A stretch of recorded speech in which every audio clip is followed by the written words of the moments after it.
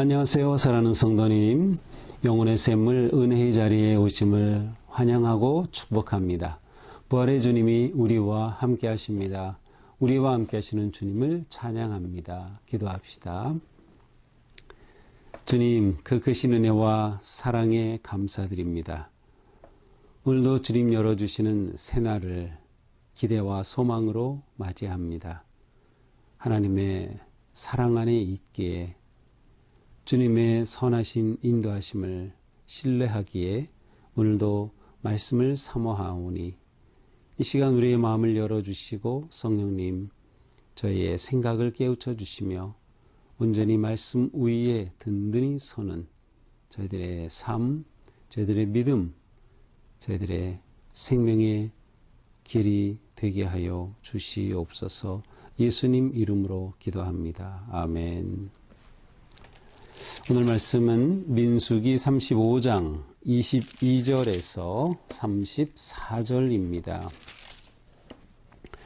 악의가 없이 우연히 사람을 밀치거나 기회를 엿봄이 없이 무엇을 던지거나 보지 못하고 사람을 죽일 만한 돌을 던져서 죽였을 때에는 악의도 없고 해하려 한 것도 아닌즉 회중이 친자와 피를 보복하는 자 간에 이 규례대로 판결하여 피를 보복하는 자의 손에서 살인자를 꺼내어 그가 피하였던 도피성으로 돌려보낼 것이요 그는 거룩한 기름 부음 받은 대제사장이 죽기까지 거기 거주할 것이니라. 그러나 살인자가 어느 때든지 그 피하였던 도피성 지경 밖에 나가면 피를 보복하는 자가 도피성 지경 밖에서 그 살인자를 만나 죽일지라도 피 흘린 죄가 없나니 이는 살인자가 대제사장이 죽기까지 그 도피성에 머물러야 할 것임이라. 대제사장이 죽은 후에는 그 살인자가 자기 소유의 땅으로 돌아갈 수 있느니라. 이는 너희의 대대로 거주하는 곳에서 판결하는 규례라. 사람을 죽인 모든 자 곧 살인한 자는 증인들의 말을 따라서 죽일 것이나 한 증인의 증거만 따라서 죽이지 말 것이요 고의로 살인죄를 범한 살인자는 생명의 속전을 받지 말고 반드시 죽일 것이며 또 도피성에 피한 자는 대제사장이 죽기 전에는 속전을 받고 그의 땅으로 돌아가 거주하게 하지 말 것이니라. 너희는 너희가 거주하는 땅을 더럽히지 말라. 피는 땅을 더럽히나니 피 흘림을 받은 땅은 그 피를 흘리게 한 자의 피가 아니면 속함을 받을 수 없느니라. 너희는 너희가 거주하는 땅 곧 내가 거주하는 땅을 더럽히지 말라. 나 여호와는 이스라엘 자손 중에 있음이니라. 아멘. 자, 이제 오늘 말씀은 어제 말씀의 후반부와 연결되는 하나의 그 말씀이에요. 이것은 곧 도피성에 관한 말씀이죠. 그래서 이제 어제는 도피성을 이렇게 준비해야 한다라고 하는 것을 이제 9절부터 쭉 말씀하셨고요. 그리고 이 내용에 포함되어 있는 것이 오늘 또 반복이 됩니다. 자, 그런데 이제 오늘 본문은 이렇게 도피성을 만들고 그 제도를 만들었으므로 이제 그런 상황이 벌어지겠죠. 그럴 경우에 살인한 자에 대해서 어떻게 판결할 것인가. 그래서 판결에 초점을 두고 오늘 말씀이 이어지고 있습니다. 자, 도피성이라는 것은 이스라엘 백성 중에서 때로는 이스라엘 백성뿐만 아니라 거주자, 외국인이나 또 심지어 그것을 그대로 지나가는 자까지라도 살인을 했을 경우 그것이 고의성이 전혀 없다라고 하는 것이 인정될 경우에는 그의 생명을 보존하는 그러한 하나의 제도입니다. 그러니까 생명 존중을 위한 아주 제도죠.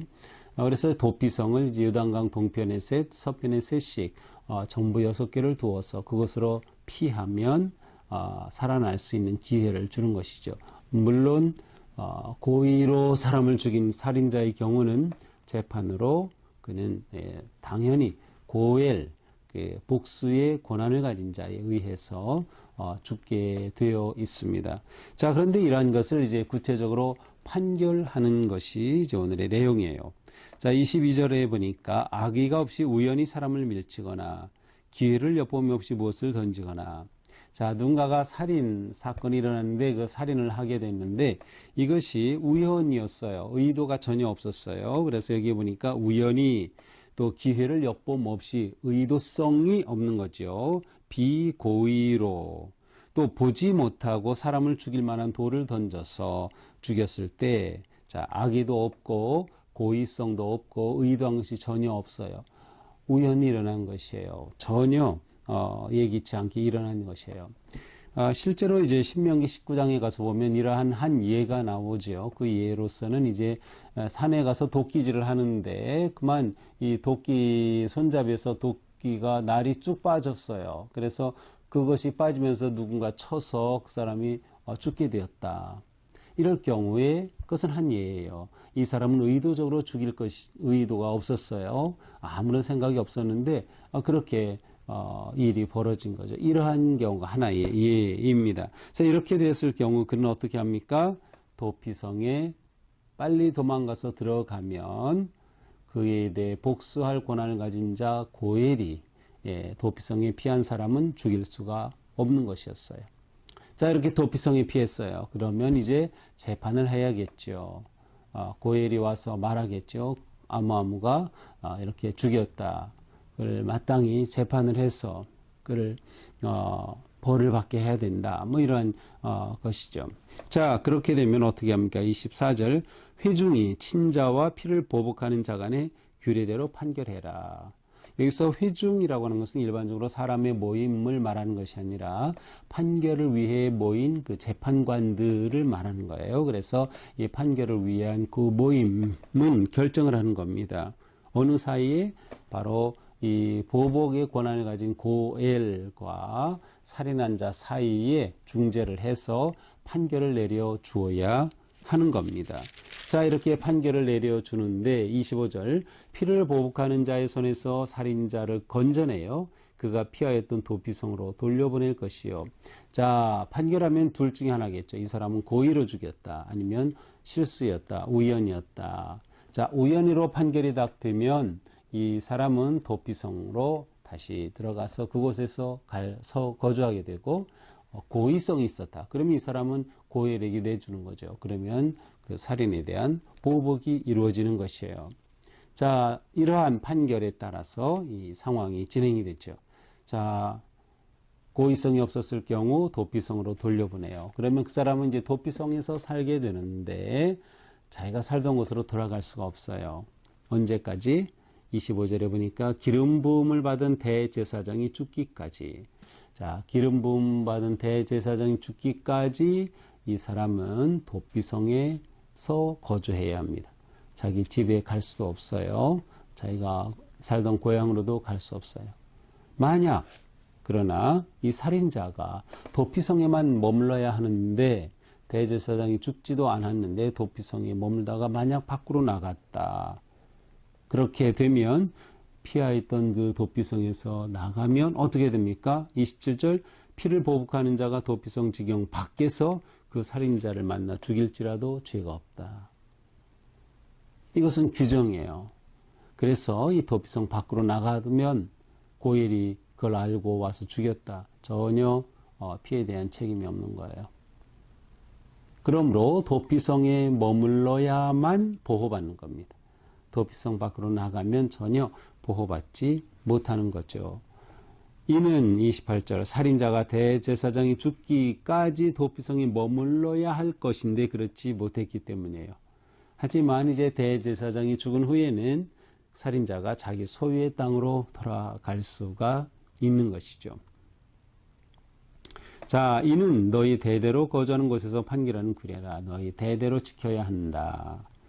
30절 자, 그런데 판결할 때 살인한 자는 증인들의 말을 따라 죽일 것이나. 자, 살인한 자는 증인들이 있어야 되잖아요. 그 증언에 따라서 판결하게 되죠. 그런데 한 증인의 증거만 따라서는 죽이지 말아라.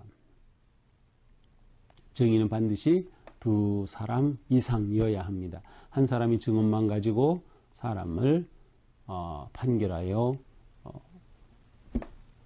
심판할 수가 없는 거죠. 더군다나 이것은 사람의 목숨에 관한 일이기 때문이죠. 31절 고의로 살인죄를 범한 살인자는 생명의 속전을 받지 말고 반드시 죽일 것이다. 그러나 고의로 살인했다? 이러한 판결이 나와요? 그러면 이 사람은 아무런 속전이 의미가 없어요. 배상금 내가 줄 테니까 살려달라. 소용없어요.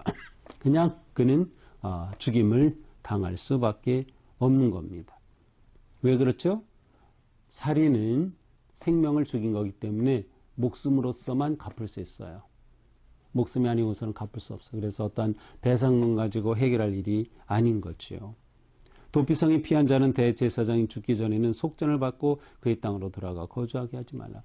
대제사장이 죽기 전에 만약에 고의 없이 살인을 한 사람이 도피성에 머물러 있다가 내가 나가고 싶다 그래서 대신 배상금을 물고 나갈 수 있느냐? 그것도 아예 안 돼. 아예 원천 차단.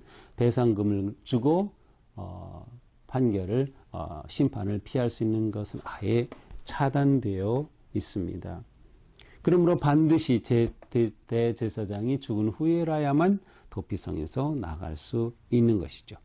자, 33절 너희는 너희가 거주하는 땅을 더럽히지 말라. 피는 땅을 더럽히나니 피 흘림을 받은 땅은 그 피를 흘리게 한 자의 피가 아니면 속함을 받을 수 없다. 자, 너희는 너희가 거주하는 땅을 더럽히면 안 된다. 왜 그래요? 그 다음 절에 보면 나 여호와는 이스라엘 자손 중에 있습니다. 내가 너희 가운데 있다. 너희 가운데 있으니 그 땅 내가 거하는 땅이야. 너희와 함께하는 땅이야. 그러니 그 땅을 더럽히면 안 돼. 살인사건이 있으면 그거로 끝내야지 그 사람이 비고의로 했다고 하더라도 밖으로 또 나가서 고엘에 의해 그렇게 처형을 또 받게 된다. 그러면 계속 살인이 일어나는 것이에요. 이 땅이 그렇게 되어서는 안 된다. 자, 이렇게 보면 도피성이라고 하는 것은 굉장히 크게 세 가지의 의미가 있어요. 첫째는 비고의로 살인한 사람의 생명을 보호하는 것, 생명을 보존하는 것이에요. 자, 두 번째로는 하나님이 그들과 함께 하시는, 그들이 하나님의 은혜로 받은 가나안 땅, 하나님이 거주하시기 때문에 그 땅을 거룩하게 하기 위한 것이에요. 세 번째는 비록 그가 비고의로 사람을 죽였지만 살인은 살인이에요. 따라서 그것에 대한 형벌을 받는 겁니다. 이 사람은 어떤 형벌을 받아요? 그렇죠. 도피성 안에 갇혀 있는 겁니다. 일종의 큰 감옥과 같은 거죠. 대제사장이 죽기 전까지는 그 감옥 밖으로 나가서는 안 되는 겁니다. 마치 이 살인한 자에 대해 그를 판결하여 감옥에 가두는 것처럼 그와 같은 이미지도 포함이 됐어요. 그러니까 이 도피성은 이와 같은 아주 중요한 의미를 담고 있는 것이죠. 자, 오늘 말씀을 쭉 보면서 자, 이 시대의 도피성은 어디일까라는 생각을 한번 해봤어요. 교회가 도피성이 되어야 한다.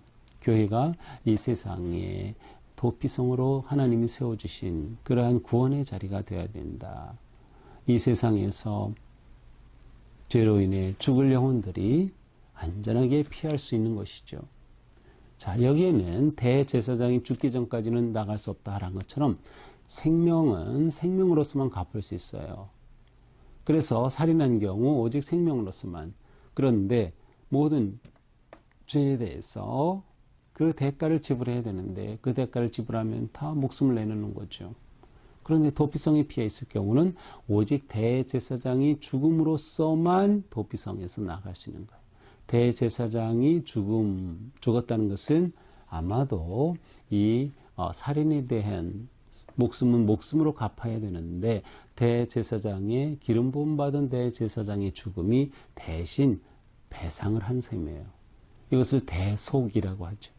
자, 그렇다면 예수님은 우리를 위한 대속 제물이 되신, 넌 우리를 위한 대제사장이 되셨거든요.